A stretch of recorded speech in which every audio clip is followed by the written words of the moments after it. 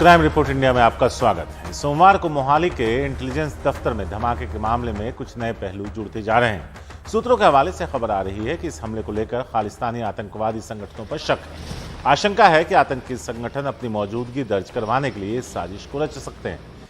इस मामले में एनआईए ने जांच शुरू कर दी।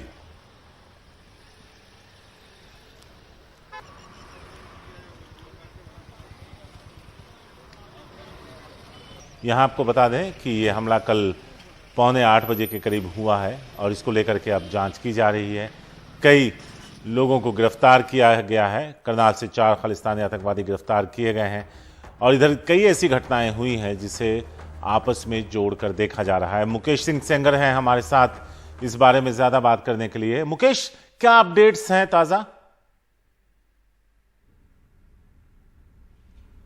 देखिए शारिक, कल मोहाली में जिस तरह से पंजाब की जो इंटेलिजेंस विंग है पंजाब पुलिस की, उसके जो दफ्तर में जो हमला हुआ जिसमें एक ब्लास्ट हुआ हल्का सा, और उसके बाद वहां से एक रॉकेट बरामद किया गया। इस रॉकेट में ग्रेनेड लगा हुआ था, जिसे आरपीजी कहते हैं। आरपीजी अपने आप में बहुत यूनिक एक ग्रेनेड होता है, एक रॉकेट लगा हुआ ग्रेनेड होता है, जो कि आमतौर पर अफगानिस्तान में देखा गया है। तो इस तरह का रॉकेट वहाँ पर बरामद हुआ और इसको लेकर अब जो जांच एजेंसियां हैं उनके हवाले से जानकारी ये मिली है कि पंजाब में रिसेंट में जो विस्फोटक बरामद हुए हैं या जो आतंकवादी पकड़े गए हैं वो कहीं ना कहीं इस हमले से जुड़े हुए हैं। अभी हाल में करनाल में 4 आतंकवादी पकड़े थे जो कि तेलंगाना विस्फोटक लेकर जा रहे थे और उनसे पूछताछ में जानकारी मिली कि इनका जो मास्टरमाइंड इस पूरे ग्रुप का वो हरविंदर सिंह है, जो कि पाकिस्तान में बैठा हुआ है और वो खालिस्तानी टेररिस्ट है। इस तरह की जानकारी मिली। इसके बाद हिमाचल प्रदेश की विधानसभा में खालिस्तानी झंडे और वहाँ पर पोस्टर लगे हुए थे। तो ये सारी घटनाएं कहीं ना कहीं आपस में कनेक्ट कर रही हैं और खुफिया एजेंसियों की माने तो जो मोहाली में अटैक हुआ है उसके पीछे भी खालिस्तानी ग्रुप हैं जो कि लगातार अब पंजाब में पैर पसार रहे हैं, ऐसा कहा जा रहा है। और इसी की जांच अब जो है एनआईए ने भी शुरू कर दी है। एनआईए अपनी तरफ से इस पूरे मामले की जांच शुरू कर रही है और बहुत जल्दी ही एनआईए इसको लेकर एक केस दर्ज करेगी, क्योंकि पंजाब में लगातार अलग अलग जगहों पर लगातार विस्फोटक बरामद किए जा रहे हैं और ये देखा जा रहा है कि किस तरह से पंजाब में यूथ जो है उसका झुकाव खालिस्तान की तरफ बढ़ता हुआ दिख रहा है। खासतौर से जो इंटेलिजेंस विंग के सूत्रों की हवाले से जानकारी मिली है कि वहाँ जो गरीब तबके के लोग हैं उनको खालिस्तान के जो टेररिस्ट हैं वो रिक्रूट कर रहे हैं और पैसे का लालच दे रहे हैं। तो इस तरह की बातें सामने आई हैं। तो रिसेंट घटनाओं में जो टेररिस्ट पकड़े गए हैं या जो विस्फोटक मिले हैं उनसे कहीं ना कहीं इस हमले के तार जुड़ रहे हैं और जो जांच एजेंसियां हैं उनका ये मानना है कि इस हमले के पीछे एक ही ग्रुप है और वो ग्रुप है खालिस्तानी। जी शुक्रिया मुकेश। और इस पूरी खबर को एक बार फिर से आपको बताते हैं कि कल आखिर क्या हुआ।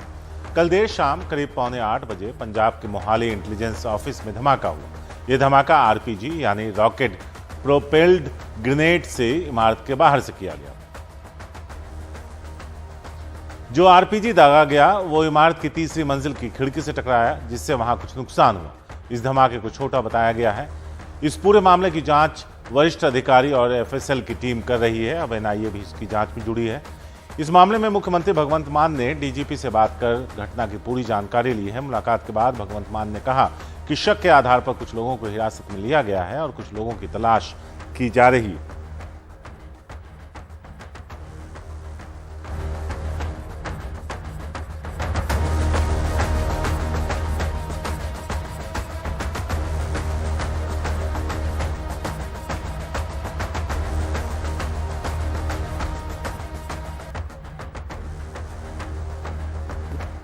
केस को ट्रेस करने के लिए हम लोग पूरे एफर्ट्स कर रहे हैं। हमारे पास लीड हैं और जल्दी ही हम इस केस को सॉल्व कर लेंगे। इसमें जैसा भी अटैक निकलेगा आपको बता देंगे। मेन ये है कि आपको पता ही है कि एक प्रोजेक्टाइल ने हिट किया है और उसमें जो एक्सप्लोजिव इस्तेमाल हुआ है वो टीएनटी लग रहा है। गिरफ्तारी होगी तो बता दी जाएगी। हमारे संवाददाता मोहम्मद गजाली इस वक्त हमारे साथ हैं। गजाली, अगर देखें तो पिछले कुछ हफ्तों में कई सारे ऐसे मामले सामने आए जिसके तार अब आपस में जुड़ते हुए दिख रहे हैं। जी जी बिल्कुल। शारिक देखिए, एक और जानकारी जो मिल रही है फिलहाल तो ये है कि 2 संदिग्ध लोगों को पुलिस ने अपनी हिरासत में लिया है। अभी गिरफ्तारी नहीं दिखाई है और उनसे पूछताछ चल रहा है। ये जा रहा है कि जैसा आपने डीजीपी वीके भवरा का बयान सुना कि उनके पास कुछ लीड्स हैं। सीसीटीवी फुटेज में भी ये देखा गया है कि एक गाड़ी धमाके के वक्त खुफिया विभाग के हेडक्वार्टर के रास्ते से निकल रही है, वहां पर से जा रही है। तो उन लोगों की जांच चल रही है, उनसे पूछताछ हो रही है। ऐसे केसेस में जो पिछले एक हफ्ते में कई गिरफ्तारियां हुई हैं, उसमें जो पकड़े गए लोग हैं उनसे भी पूछताछ हो रही है। हरियाणा के करनाल में जो मामला आया था पिछले हफ्ते, उसमें जो लोग गिरफ्तार जिनको किया गया था, करनाल पुलिस ने गिरफ्तार किया था पंजाब पुलिस के साथ मिलकर, तो वहां पर भी हरियाणा पुलिस के लोग भी उनसे पूछताछ कर रहे हैं।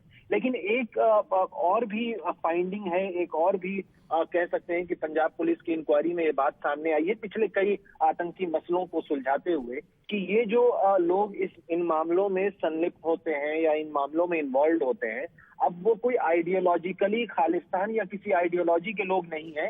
खास करके पाकिस्तान में बैठे ऐसे आतंकी संगठन यहाँ पर अपने हैंडलर के थ्रू बेरोजगार लोग या जिनकी कोई आइडियोलॉजी नहीं है, कुछ जरूरतें हैं, पैसे देकर या किसी और तरह से रिझाकर उनसे ये एक्टिविटीज करवा रही हैं। और ये सबसे ज्यादा चिंताजनक क्यों है? क्योंकि खुफिया विभाग के हेडक्वार्टर पे जो अटैक हुआ है वो rocket propelled grenade RPG attack कह लें या रॉकेट टाइप का अटैक है, तो उसको चलाने की भी एक ट्रेनिंग होती है। तो ये भी पता करना होगा पुलिस को कि जिन लोगों ने भी ये हरकत की है या इस आतंकी हमले में शामिल हुए हैं, उनको ये ट्रेनिंग कहाँ से मिली, ये आरपीजी उनके पास कहाँ से पहुंचा। बॉर्डर के पास से तो क्रॉस होकर आर्म्स और अम्यूनिशन और ड्रग्स आते ही हैं, हथियार और नशा आता ही है। वो पंजाब में भी आता है, जम्मू कश्मीर में भी आता है। तो ये आरपीजी इन लोगों के हाथ कहाँ से लगी, इन लोगों को इसके चलाने की ट्रेनिंग किसने दी, इन सब पहलुओं पर भी पुलिस गहन जानकारी इकट्ठा करने की कोशिश कर रही है। शुक्रिया मोहम्मद गजाली इस पूरी जानकारी के लिए।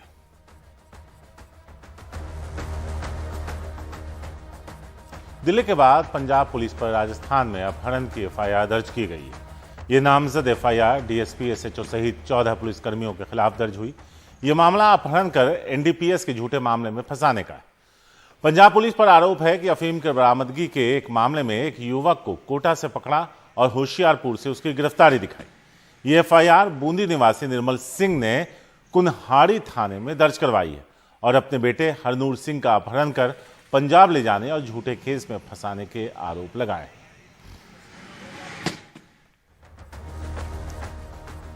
तेजिंदर सिंह बग्गा को पंजाब और हरियाणा हाईकोर्ट से 5 जुलाई तक के लिए राहत मिल गई। हाईकोर्ट ने 5 जुलाई तक बग्गा की गिरफ्तारी पर रोक लगा दी है। आज हाईकोर्ट में तेजिंदर बग्गा की गिरफ्तारी के वारंट मामले में सुनवाई हुई। इससे पहले कोर्ट ने बग्गा की गिरफ्तारी पर 10 मई तक रोक लगाई थी। 2 दिन पहले ही मोहाली कोर्ट ने बग्गा के खिलाफ नया गिरफ्तारी वारंट जारी किया था। आज देश के न्यायालय ने दर्शा दिया कि किसी भी व्यक्ति को अपने आप को कानून से ऊपर नहीं समझना चाहिए। जो पंजाब पुलिस जिसने अपनी वीरता से आतंकवाद को परास्त किया, उस पंजाब पुलिस के ऊपर अगर किसी ने डिफेम करने का काम किया है तो उसके लिए अकेला व्यक्ति कोई जिम्मेदार है तो अरविंद केजरीवाल है। मैं अरविंद केजरीवाल को आज फिर चुनौती देता हूं, आप एक नहीं 100 फर्जी एफआईआर कीजिए, हम आपके सामने झुकने वाले नहीं हैं। खबर नागपुर से, जहां एक लावारिस बैग विस्फोटक से भरा हुआ मिला। स्टेशन के बाहर यह बैग बरामद किया गया। बैग से 54 डेटोनेटर मिले। नागपुर पुलिस कर रही है मामले की जांच। नागपुर पुलिस का कहना है कि विस्फोटकों की क्षमता काफी कम है। रेलवे स्टेशन के परिसर में एक बैग में 54 डेटोनेटर्स मिले हैं, जिसमें एक्सप्लोसिव्स कंटेंट काफ़ी कम था और उसको क्रैकर्स में जिस प्रकार के कंटेंट होते हैं वैसा है, ऐसी प्राथमिक एक्सपर्ट्स की तरफ से जानकारी मिल रही है। ये इसमें रेलवे पुलिस जीआरपी के द्वारा एक्सप्लोसिव्स एक्ट के अंतर्गत गुना दाखिल किया गया है और तपास उनके द्वारा किया जा रहा है। सिटी पुलिस पैरेलल इन्वेस्टिगेशन और उनके साथ मिलकर तपास करके इसमें कौन किसकी बैग थी और कैसे छोड़ी गई थी उसके बारे में सभी दिशा में तपास शुरू। झारखंड के खान और उद्योग सचिव पूजा सिंघल से आज ईडी पूछताछ कर रही है। पूछताछ रांची के जोनल ईडी दफ्तर में हो रही है। उनके सीए सुमन कुमार भी ईडी दफ्तर में मौजूद हैं। मनरेगा के फंड में गबन को लेकर पिछले शुक्रवार को 5 राज्यों में छापेमारी की गई थी। इस दौरान पूजा सिंघल के सीए सुमन कुमार के घर से करीब 17.5 करोड़ रुपए नगद मिले थे। उनके दफ्तर से करीब 30 लाख जबकि 1.25 करोड़ रुपए दूसरे ठिकानों से बरामद किए गए।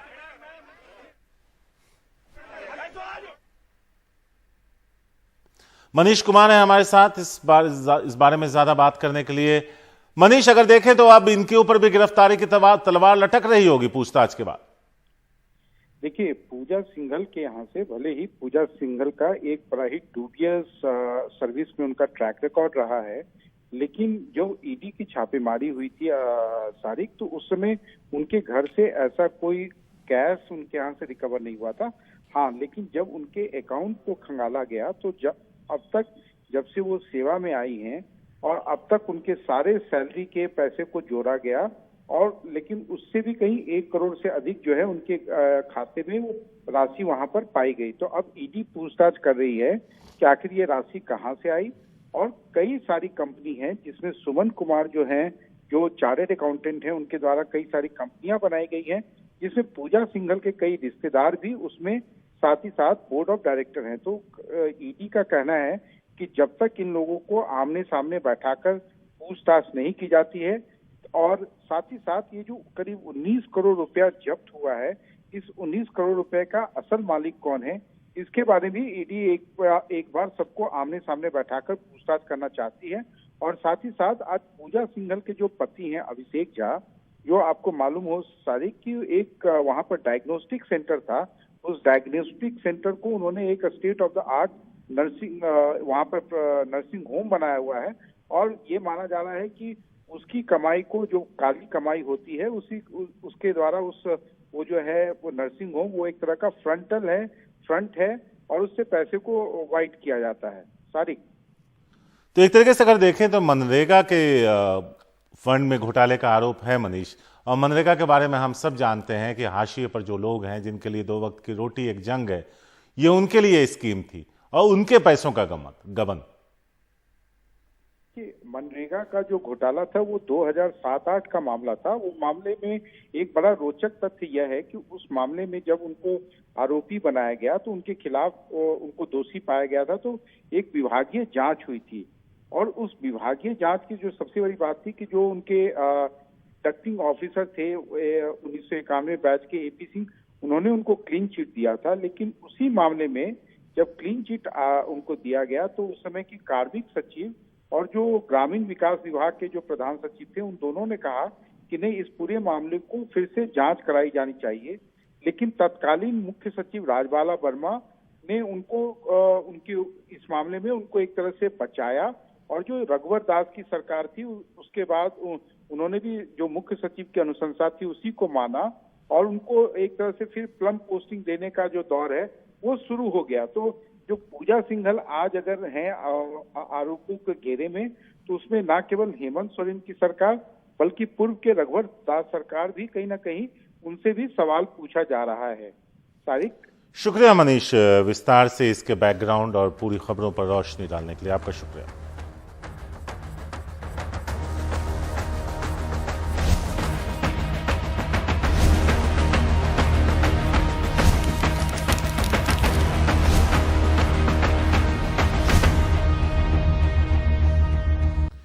ईडी ने मुख्तार अंसारी के भाई अफजाल अंसारी से 10 घंटे से भी ज्यादा समय तक पूछताछ की है। यह पूछताछ प्रयागराज के ईडी दफ्तर में हुई। इस दौरान उनके और उनकी पत्नी और परिवार के सभी सदस्यों के आर्थिक स्रोत, चल अचल संपत्ति के बारे में सवाल किए गए। खबरों के मुताबिक इस दौरान अफजाल अंसारी कई सवालों के संतोषजनक जवाब नहीं दे सके। अघोषित संपत्ति के संबंध में फिर से उनका बयान दर्ज किया जाएगा।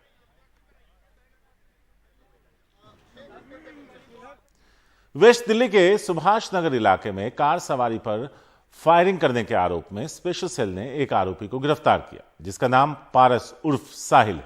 इस वारदात का सीसीटीवी फुटेज भी सामने आया था, जिसमें 3 हमलावर दिख रहे थे। पारस उर्फ साहिल को डाबड़ी इलाके से गिरफ्तार किया गया है। यहां आपको बता दें कि 2 भाई अपनी गाड़ी से जा रहे थे, जिन पर फायरिंग की गई। कई गोलियां चलाई गई, करीब 20 राउंड। 3 लोग इस हमले में शामिल थे। दोनों भाई अब अस्पताल में भर्ती हैं, जिनमें हालत उनकी गंभीर है। अब एक हमलावर गिरफ्तार किया गया।